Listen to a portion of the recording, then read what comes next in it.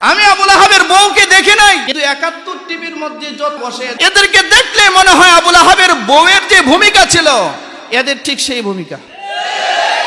ইসলামের বিপক্ষে কথা বলে এই দেশে টিকে থাকতে পারবেন না। ইসলামের বিপক্ষে অবস্থান নিয়ে এই দেশে টিকে থাকতে পারবেন না। ৭১ টিভি দেখার অভ্যাস যদি কারো থাকে এটাকে আনসাবস্ক্রাইব করবেন, আনফলো করবেন। রাজি আছেন? আপনারা দেখবেন আমাদের সমাজে এখনো কিছু দুষ্ট এরকম কিছু মহিলা আছে,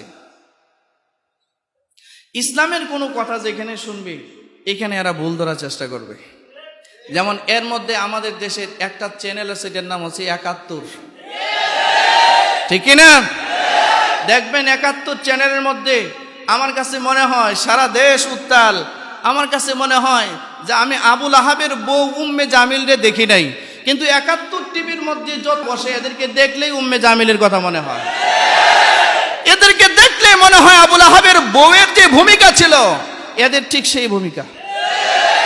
আমি আবু লাহাবের বউকে দেখি নাই, রাসূলের চরম দুশমন, যার গায়ে উম্মে জামিল পাথর নিক্ষেপ করেছিল, যাকে বলেছিল তুমি একটা পাগল, আমার জীবনের সমস্ত সম্পদ দিয়ে হইলেও তোমার এই দ্বীনি দাওয়াতকে আমি প্রত্যাখ্যান করব, প্রত্যাখ্যান, এবং তোমাকে আমি মারব। আবু লাহাবের বউ উম্মে জামিল এটা প্রতিজ্ঞা করেছিল। এমনকি রসুলকে হত্যা করার জন্য বিশাল এক পাথর নিয়ে হেরেমের চত্বরে গিয়েছে, রসুলকে মেরে দিবে, মাথার মধ্যে মেরে দিবে। আল্লাহ পাক তার মাঝে আর রসুলের মাঝে একটা পর্দা দিয়ে দিলেন, নবীজিকে দেখতে পারে না। বাংলাদেশে দেখবেন গোটা মুসলিম মিল্লাতের, গোটা মুসলমানদের যত অর্জন, যত ভালো কাজ যতগুলো আছে, এ সবগুলোকে ব্যঙ্গ করে উপস্থাপন করার নাম হচ্ছে ৭১ টিভি। আর এরা যারা বসে উম্মে জামিলের জীবন চরিত্র সম্পর্কে কিছুটা পড়াশোনা করছি, তো ওর কোয়ালিটি আর এদের কোয়ালিটি সেম টু সেম, ঠিক না? সেম। আপনি দেখবেন ৭১ টেলিভিশনে ইসলামের পক্ষে একটা কথাও শুনবেন না, ঠিক না? জোরে বলেন। ৭১ শব্দটাকে এরা নাপাক বানিয়ে ফেলেছে, ঠিক না?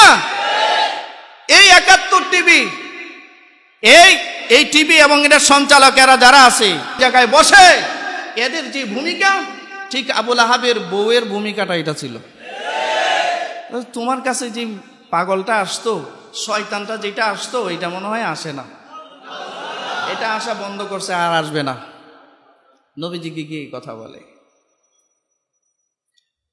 এই ৭১ টিভির এই নষ্টা ভ্রষ্টা মহিলাগুলো দেখবেন কুয়েটের একটা অনুষ্ঠানে ছাত্ররা তাদের সমাবর্তন অনুষ্ঠানে, কুয়েটের বুয়েটের বিভিন্ন বিশ্ববিদ্যালয় আলহামদুলিল্লাহ এখন ইসলামের আবহাওয়া, ইসলামের অনুশাসন মানুষ এখন ফ্রিলি রিসিভ করতেছে, ঠিক কিনা? তারা পায়জামা পাঞ্জাবি পরে গিয়েছে। এ কারণে ৭১ টিভির এক সাংবাদিক ছাত্রদেরকে জিজ্ঞাসা করে যে আপনারা একটা বিশ্ববিদ্যালয়ের অনুষ্ঠানে আরবি পোশাক পরে আসলেন কেন? পায়জামা পাঞ্জাবি এটা আরবি পোশাক, টুপি পায়জামা পাঞ্জাবি এটা আরবি পোশাক, ঠিক আছে, এটা আরবি পোশাক। সে যখন প্রশ্ন করতেছে তখন তার পরনে হচ্ছে একটা কি জানি এটি কি বলে, চিপা চাপা প্যান্ট, এগুলোর কি বলে, হ্যাঁ, জিন্সের প্যান্ট, আর এই গায়ের মধ্যে একটা শার্ট। তো এক ছাত্র জিজ্ঞাসা করে, আমরা সমাবর্তন অনুষ্ঠানে এসেছি, আরবি পোশাক পরে, এটা আমাদের দেশীয় সংস্কৃতির সাথে মানায় না। আপনি কোন দেশের সংস্কৃতির পোশাক পরছেন? আপনার গায়ে যে প্যান্ট পরা আর একটা শার্ট পরা, এটা কি আমাদের বাঙালি সংস্কৃতির সাথে মিল আছে? হ্যাঁ, আছে, এটার মিল আছে? মিডিয়ার ৭১ টিভি আমি কখনো সাবস্ক্রাইব করি নাই, কোনো মিডিয়ারই করি নাই। শুনুন, খেয়াল করবেন, চতুর্মুখী ষড়যন্ত্র ইসলামের বিপক্ষে আমাদের দেশে ছড়িয়ে দেওয়া হয়েছে, ঠিক কিনা? এই চ্যানেলটার পৃষ্ঠপোষকতায় আছে, আমি শুনেছি মেঘনা গ্রুপের সমর্থন আছে এর পিছনে। বিনয় শহীদ আবদার করতেছি, বিনয় শহীদ আপনার 71 টিভি চ্যানেলটাকে নসিহত করেন, এগুলোরে সরান। ইসলামের বিপক্ষে কথা বলে এদেশে টিকে থাকতে পারবেন না। ইসলামের বিপক্ষে অবস্থান নিয়ে এদেশে টিকে থাকতে পারবেন না। অস্তিত্ব খুঁজে পাওয়া যাবে না, অস্তিত্ব খুঁজে পাওয়া যাবে না। আপনার মতো গ্রুপ অফ কোম্পানির নাম গন্ধও থাকবে না। এই 71 শব্দটা উঠে যাবে। এদেশের মুসলিম জনতা যদি আবার তার স্ব অবয়বে আবার রাস্তায় নামে, কথা ঠিক কিনা জুড়ে বলেন।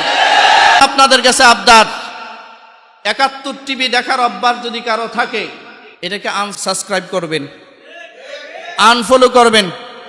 রাজি আছেন? কারা কারা রাজি আছেন একটু হাত দেখান। এই টিভি দেখবেন না, এই চ্যানেলটা আর দেখবেন না, মনে থাকবো? এটা আর দেখবেন না। প্রিয় ভাইরা আমার, আরো ইসলামের বিপক্ষে যত মিডিয়া অবস্থান নিচ্ছে বা নিবে, সবার প্রতি আমাদের এই ঘৃণা, ঠিক কিনা? ইসলামকে বিদ্রুপাত্মক ভাবে উপস্থাপন করে। কোন জায়গায় একটু সমস্যা হয়েছে, কোন হুজুর কি বলেছে বয়ানের মধ্যে, আচ্ছা বলেন, সব আলেমদের চিন্তা চেতনা কি একরকম হয়?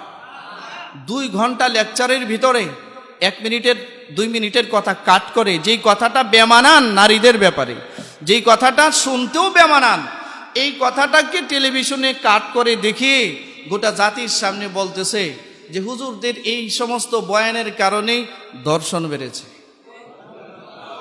নাউজুবিল্লাহ, যা আসতে বললেন। আচ্ছা, আলেমদের বয়ানের কারণে দর্শন বাড়তেছে না এদের মতো কারণে দর্শন বাড়তেছে? এই রকম নোংরা পোশাক পরে জাতির সামনে বসে কথা বলার কারণে দেশে দর্শন বাড়তেছে, জিনা বেবিচার বাড়তেছে, ঠিক কিনা? এই দেশে তো ধর্ষণ আর জিনা বেবিচার আর এই গুনার কাজ তো কমতেছে আলেমদের কথা শুনে। আলেমদের এই কথাগুলো যদি না থাকতো তাহলে এই দর্শন বেবিচার আরো বাড়তো। প্রিয় ভাইরা আমার, এই কারণে আপনাদেরকে বলি, উম্মে জামিল আবুল আহাবের স্ত্রী যেভাবে রসুলকে কষ্ট দিয়েছে, কথা বলে যে তোমার কাছে যে শয়তানটা আসতো, এই শয়তান এখন মনে হয় আর আসে না, আর আসবেও না। এই 71 টিভিকে ঘৃণা ভরে প্রত্যাখ্যান করবেন সবাই, মনে থাকবে তো ইনশাআল্লাহ।